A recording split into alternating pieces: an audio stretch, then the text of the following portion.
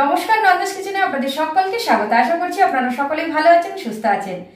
আজকে একটি রেসিপি, আমাদের সকলেরই ভীষণই পছন্দের রেসিপি, লোভনীয় রেসিপি, মালাই পাটিসাপটা।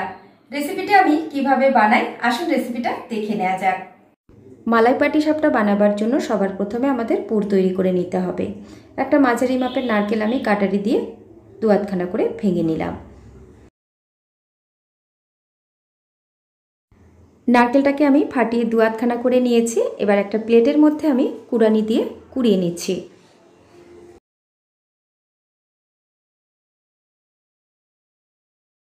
নারকেল কুড়িয়ে নেওয়া হয়ে গেছে, প্লেটটা আমি সাইড করে রেখে দেব।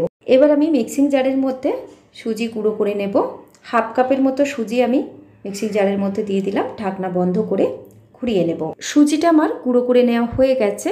এবার একটা মিক্সিং বোলের মধ্যে আমি ঢেলে নেব।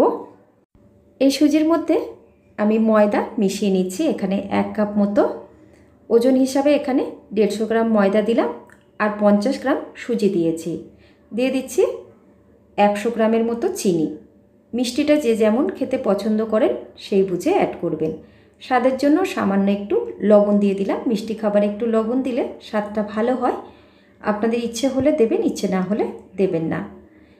এবার আগে থেকে আমি হাফ লিটার দুধ গরম করে একটু ঠান্ডা করে নিয়েছি, আর সেই দুধটা আমি এর মধ্যে অল্প অল্প করে দিয়ে একটা পাতলা ব্যাটার রেডি করে নেব। দুধটা আপনারা একেবারে ঢেলে দেবেন না, অল্প অল্প করে দেবেন। যদি একেবারে ঢেলে দেওয়া হয় তাহলে কিন্তু ব্যাটারটা একদমই পাতলা হয়ে যেতে পারে, তাই অল্প অল্প করে দেবেন আর ব্যাটারটা রেডি করে নিতে হবে। দেখুন, এরকম একটা পাতলা ব্যাটার রেডি করে নিতে হবে। ব্যাটারটা আমার রেডি হয়ে গেছে। এবার ঢেকে আমি 30 মিনিটের মতো রেস্টে রেখে দেবো সাইড করে। এইবার আমরা তৈরি করে নেব নারকেলের পুর। আমি কড়াইয়ের মধ্যে নারকেলটাকে ঢেলে দিচ্ছি। এবার এর মধ্যে আমি মিশিয়ে নেব চিনি। 1 বাটি চিনি দিয়ে দিলাম, যতটা প্রয়োজন মতোই আমি দিয়েছি। আপনারাও মিষ্টিটা যেমন খেতে পছন্দ করবেন সেই বুঝে অ্যাড করবেন। এবার হাত দিয়ে আমি ভালো করে নারকেলের সাথে চিনিটাকে মিশিয়ে নেব। নারকেলের সাথে চিনিটা ভালো করে মিশিয়ে নিয়েছি। ওভেনে বসিয়ে দিলাম। এবার খুন্তি দিয়ে কন্টিনিউ নাড়াচাড়া দিয়ে যতক্ষণ না একটা আঠালো ভাব হচ্ছে ততক্ষণ কিন্তু নাড়াচাড়া দিয়ে নেব। থেতো করে রাখা 3-4টে ছোটো এলাচ দিয়ে দিলাম, এতে ফ্লেভারটা ভালো হবে। প্রায় 4-5 মিনিট ধরে আমি কন্টিনিউ খুন্তি দিয়ে নাড়াচাড়া দিয়ে নিয়েছি, আর পুরটা একটু আঠালো ভাব চলে এসছে। এর মধ্যে আমি পুরের স্বাদটা বাড়াবার জন্য 2 টেবিল চামচ গুঁড়ো দুধ দিয়ে দিলাম। আরেকবার আমি খুন্তি দিয়ে নাড়াচাড়া দিয়ে এবার নামিয়ে একটা প্লেটে রেখে দেব। এটাকে একটু ঠান্ডা হতে দেব। নারকেলের পুরটাকে আমি নামিয়ে প্লেটে ঠান্ডা হতে দিচ্ছি। এবার গ্যাস ওভেনে আমি কড়াইটা চাপিয়ে দিলাম। প্যাকেটের ঘন তাজা দুধ হাফ লিটার আমি কড়াইয়ের মধ্যে দিয়ে দিলাম। দুধটা একটু ফুটিয়ে ঘন করে নেব। আর এর মধ্যে আমি ফ্লেভারের জন্য 3-4টে ছোটো এলাচ দিয়ে দিলাম।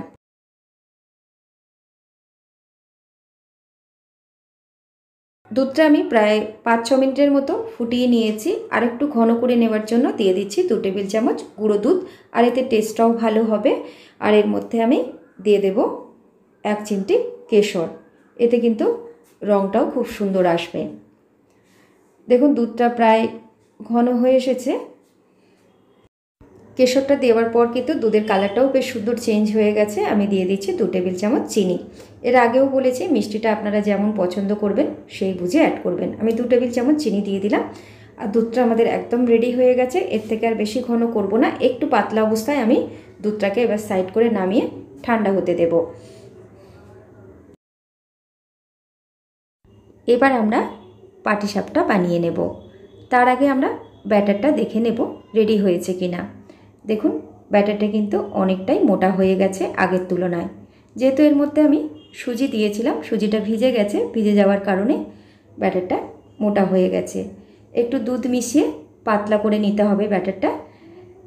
পাটিসাপটার ব্যাটার কিন্তু বেশি ঘন হলে পাটিসাপটাগুলো ভালো হবে না, তাই একটু পাতলা করে নিতে হবে। দেখুন, বেশি পাতলাও না আবার বেশি ঘনও না, মাঝামাঝি ব্যাটারটা রেডি করে নিতে হবে। ব্যাটারটা একদমই রেডি হয়ে গেছে। এবার আমি মূল কাজে চলে যাব। গ্যাস ওভেন অন করে দিলাম। এবার ননস্টিকি প্যান চাপিয়ে দিয়েছি। অল্প একটু সাদা তেল আমি ননস্টিকি প্যানে ব্রাশ করে দিচ্ছি। এখানে আপনারা চাইলে ঘিও ব্যবহার করতে পারেন। ননস্টিকের প্যানে আমি অয়েল ব্রাশ করে দিয়েছি, প্যানটা গরম হয়ে গেছে। এবার ওভেনের ফ্লেমটাকে লো টু মিডিয়ামে রাখলাম। হাতায় করে আমি হাফ হাতা ব্যাটার ঠিক মাঝ বরাবর দিয়ে হাতা দিয়ে এইভাবে ঘুরিয়ে ঘুরিয়ে গোল করে দিচ্ছি। এটা বানানো কিন্তু ভীষণই সহজ। আমি খুব বেশি বড় করছি না, পাটিসাপটাগুলো মিডিয়াম সাইজটা বানিয়ে নিচ্ছি। আর দেখুন চারপাশটা একদমই ড্রাই হয়ে গেছে। এবার আমরা এর মধ্যে যে নারকেলের পুরটা বানিয়ে রেখেছিলাম আমি এখানে এতটাই দিলাম। আপনাদের আরও যদি বেশি দিতে ইচ্ছে হয় বেশি দিতে পারেন বা কমিয়েও দিতে পারেন। ঠিক মাঝ বরাবরটা বসিয়ে দিলাম। এবার দু সাইড দিয়ে দুটো ভাঁজ দিয়ে তুলে নেব। পাটিসাপটা ভাজা কিন্তু ভীষণই সহজ, 1 মিনিটে একটা রেডি হয়ে যায়। আমি আরেকটাও দিয়ে দিলাম। আর দেখুন উপরের পোর্শনটা যখন ড্রাই হয়ে আসবে এইভাবে মাঝ বরাবর নারকেলের পুরটা দিয়ে দুটো ভাঁজ দিয়ে তুলে নিতে হবে। একই রকম প্রসেসে বাকিগুলো ভেজে, সবগুলো পাটিসাপটা আমার ভেজে নেওয়া হয়ে গেছে। এবার আমরা যে মালাইটা আগে থেকে বানিয়ে রেডি করে রেখেছিলাম একটু ঠান্ডা করে নিয়েছি। পাটিসাপটার উপরে আমি হাতায় করে করে ওপর থেকে দিয়ে দিচ্ছি। আর দেখুন মালাইটা কিন্তু খুব বেশি ঘন হয়নি, একটু পাতলা আছে। এইরকম একটু পাতলা করে মালাইটা বানিয়ে নিতে হবে। ফ্রিজে আমরা যখন রেখে দেব ঠান্ডা হওয়ার জন্য, তারপর ঠান্ডা ঠান্ডা যখন পরিবেশন করবেন দেখবেন এই মালাইটা খেতে কিন্তু ভীষণই সুস্বাদু লাগবে।